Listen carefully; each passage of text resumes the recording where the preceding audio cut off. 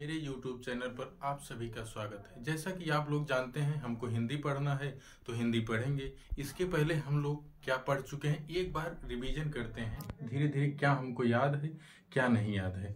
तो सबसे पहले हम लोगों ने पढ़ा था कि भाषा की सबसे छोटी मौखिक इकाई क्या होगी, तो ध्वनि हो जाएगा। क्योंकि मौखिक को हम मौख से बोल सकते हैं, बोल भी समझ सकते हैं लेकिन लिख नहीं सकते हैं। पहला प्रश्न हो गया।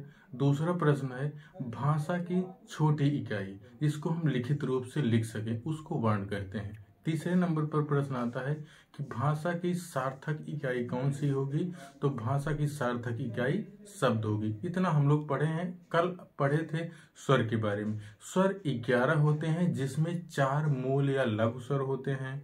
उसके बाद दीर्घ स्वर 3 होते हैं जिसमें दीर्घ री को नहीं माना जाता है, दीर्घ री को संस्कृत में माना जाता है। उसके बाद हम लोग आते हैं स्वर में भी संयुक्त स्वर, संयुक्त 4 होते हैं, ए ऐ ओ औ, जिसको हम लोग पढ़ चुके हैं। स्वर हम लोग पढ़ चुके हैं। आइए आज हम लोग व्यंजन पर देखते हैं। सबसे पहले तो जाने व्यंजन कितने प्रकार का होता है।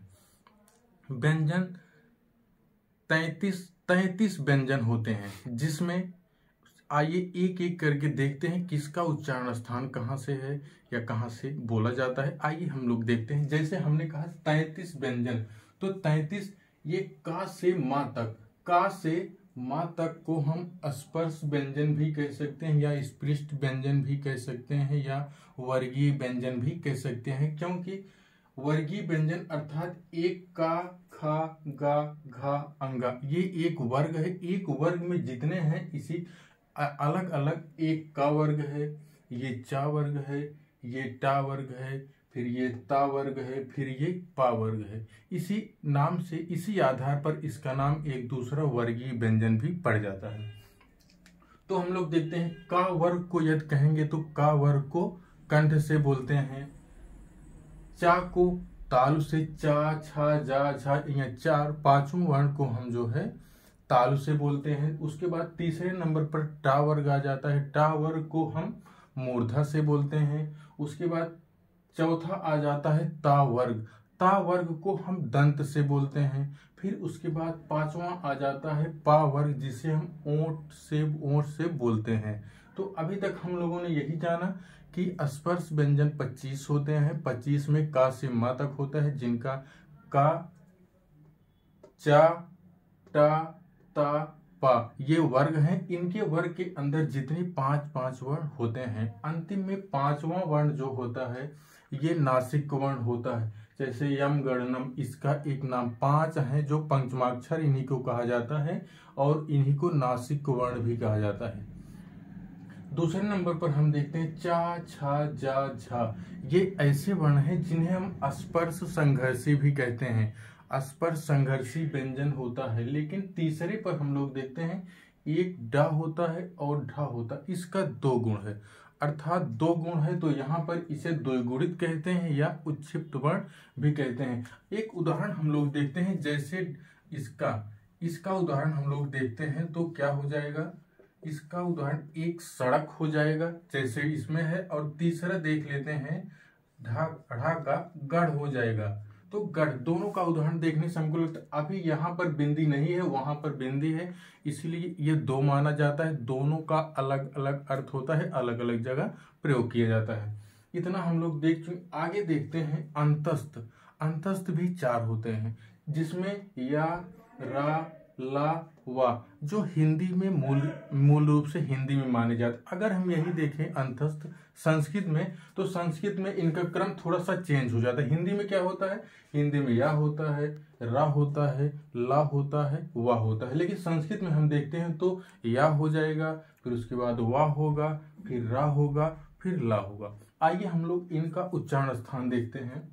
या का तालु से होता है, रा का मूर्धन्य से होता है या मूर्धा से, ला का दंत से होता है। ये प्रश्न पूछा जाता है वा का उच्चारण स्थान कहाँ से होता है, तो वा का उच्चारण स्थान दंतोष्ठ से होता है। एक प्रश्न, 2 प्रश्न और बनते हैं। रा को हम किस नाम से जानते हैं? रा को लुंठित भी कह सकते हैं और प्रकंपित भी कह सकते हैं रा को। और यदि ला को हम देखें तो ला को पार्श्विक भी कह सकते हैं। ला पार्श्विक है। अभी हम लोगों ने क्या पढ़ा, हम लोगों ने सिर्फ स्पर्श व्यंजन 25 पढ़े, उसके बाद 4 अंतस्थ पढ़े। अभी हम लोग इसके बाद देखते हैं ऊष्म और संयुक्त व्यंजन कौन कौन से हैं। हाँ, आइए हम लोग देखते हैं ऊष्म व्यंजन। ऊष्म 4 होते। इसके पहले हम लोगों ने क्या पढ़ा था, अंतस्थ पढ़ा था, या रा लावा अंतस्थ को पढ़ा था। उसके बाद देखते हैं ऊष्म। ऊष्म ताला बिस्सा, मूर्धन्य सा, दंत सा और हा। इनका उच्चारण स्थान ऐसे ही हम बोल दिए हैं। देखिए, ताला पे तालु से हो गया, मूर्धन्य से हो गया, दंत दंत सा दंत से हो गया, तीनों साम यही, और उसके बाद हा का कंठ से हो गया। अब ये तो ऐसे ही, क्योंकि जहां पर तालु है ये तालव्य वाला हो जाएगा, जहां मूर्धन है मूर्धा वाला हो जाएगा, दंत वाला दंत से हो जाएगा, और हा का कंठ से। इतना तो आपको पता ही है। आगे हम लोग देखते हैं संयुक्त व्यंजन।